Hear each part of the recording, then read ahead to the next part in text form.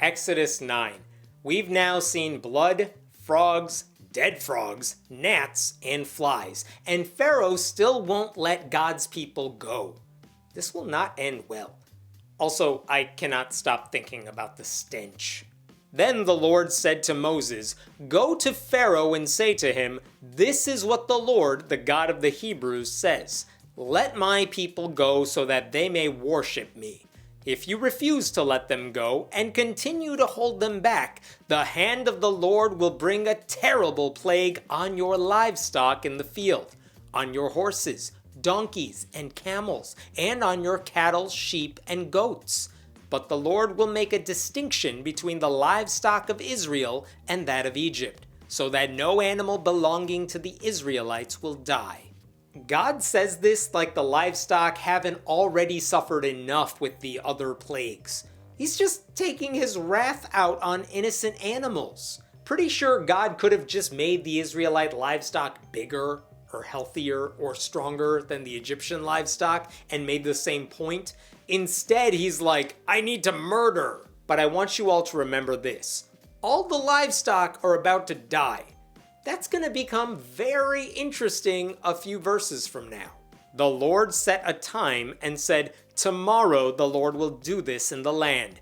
And the next day, the Lord did it. All the livestock of the Egyptians died, but not one animal belonging to the Israelites died.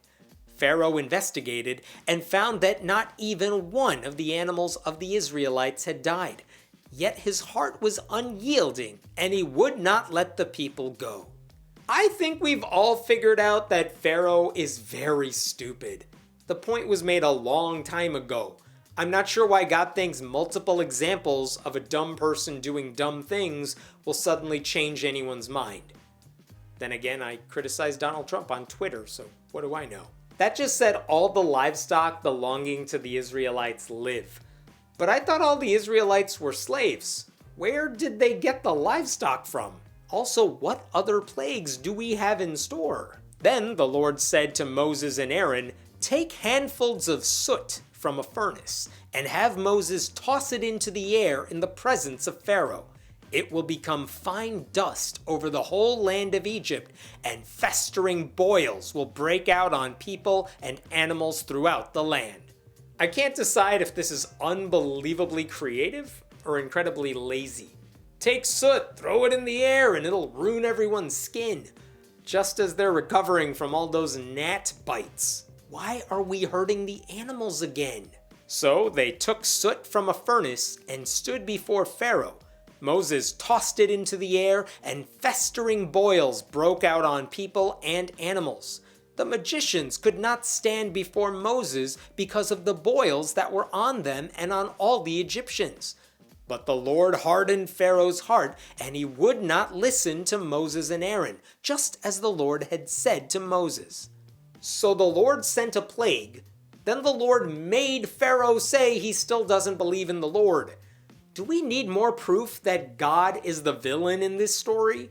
It's like God saw Pharaoh caving and thought, no, not yet. I want it to hurt more people. What's the difference between a boil and a festering boil? No time to worry about that though, because the biblical sadism scene is still going on. Then the Lord said to Moses, "Get up early in the morning, confront Pharaoh and say to him, 'This is what the Lord, the God of the Hebrews, says. Let my people go so that they may worship me, or this time I will send the full force of my plagues against you and against your officials and your people, so you may know that there is no one like me in all the earth. For by now I could have stretched out my hand and struck you and your people with a plague that would have wiped you off the earth. Moses, I need you to deliver a death threat to a guy who doesn't worship me." When atheists say God is not good, this is what we mean. Here's God literally sending the message, I could have killed all of you by now if I felt like it, but I'm being nice, so I'm merely torturing you. Oh wait, God's still talking, and he's conjuring up the next plague. But I have raised you up for this very purpose, that I might show you my power, and that my name might be proclaimed in all the earth. you still set yourself against my people and will not let them go. Therefore, at this time tomorrow, I will send the worst hailstorm that has ever fallen on Egypt from the day it was founded till now. Give an order now to bring your livestock and everything you have in the field to a place of shelter, because the hail will fall on every person and animal that has not been brought in and is still out in the field, and they will die.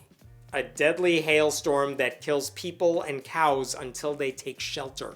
What's the next plague? A sharknado? Also, how can they bring their livestock into a place of shelter when all the livestock died 2 plagues ago? None of you told me the Bible includes zombie cows.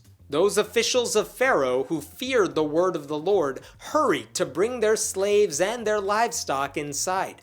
But those who ignored the word of the Lord left their slaves and livestock in the field.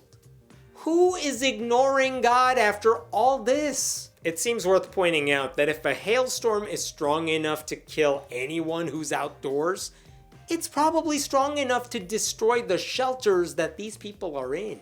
Also, where are the magicians? Are they not even trying anymore? Then the Lord said to Moses, "Stretch out your hand toward the sky so that hail will fall all over Egypt, on people and animals, and on everything growing in the fields of Egypt." When Moses stretched out his staff toward the sky, the Lord sent thunder and hail, and lightning flashed down to the ground. So the Lord rained hail on the land of Egypt. Hail fell, and lightning flashed back and forth. It was the worst storm in all the land of Egypt since it had become a nation. Throughout Egypt, hail struck everything in the fields, both people and animals. It beat down everything growing in the fields and stripped every tree. The only place it did not hail was the land of Goshen, where the Israelites were. Right, totally normal. It's hail that only hits Egypt, not the surrounding countries, but carves out a little opening for God's chosen people. Thunder and lightning with the hail, so a song of fire and ice, if you will. Well, that book series ended perfectly, so I'm sure the Bible will end well too. What's that? Oh, it never ended? Oh no. Then Pharaoh summoned Moses and Aaron. "This time I have sinned," he said to them. "The Lord is in the right, and I and my people are in the wrong. Pray to the Lord, for we have had enough thunder and hail. I will let you go. You don't have to stay any longer." Well. He finally conceded. All it took was 7 plagues. I'll bet it was the smell, not the hail. Moses replied, "When I have gone out of the city, I will spread out my hands in prayer to the Lord. The thunder will stop, and there will be no more hail, so you may know that the earth is the Lord's. But I know that you and your officials still do not fear the Lord God." What more do you want? He's letting you go. Who cares what he believes anymore? The flax and barley were destroyed, since the barley had headed and the flax was in bloom. The wheat and spelt, however, were not destroyed because they ripen later. Oh, that's a nice little biblical parenthetical. I guess the writers needed to explain how the hail didn't have a long-lasting effect because it didn't destroy all the food. They can still eat, everybody. The food wasn't totally destroyed. Come back. Don't close the book yet. Then Moses left Pharaoh and went out of the city. He spread out his hands toward the Lord. The thunder and hail stopped, and the rain no longer poured down on the land. When Pharaoh saw that the rain and hail and thunder had stopped, he sinned again. He and his officials hardened their hearts. So Pharaoh's heart was hard, and he would not let the Israelites go, just as the Lord had said through Moses. Are you kidding me, Pharaoh? Look, how stupid do you have to be at this point to trust anything coming out of Pharaoh's mouth? Just let the hailstorm keep going until your people are out of there, not until Pharaoh says, okay, I submit. I know this whole chapter is about how we should just trust God no matter what, but it should really be about the danger of trusting liars. or maybe the gullibility of Moses. Because these plagues are just the same stories told in slightly different ways, always with the same result.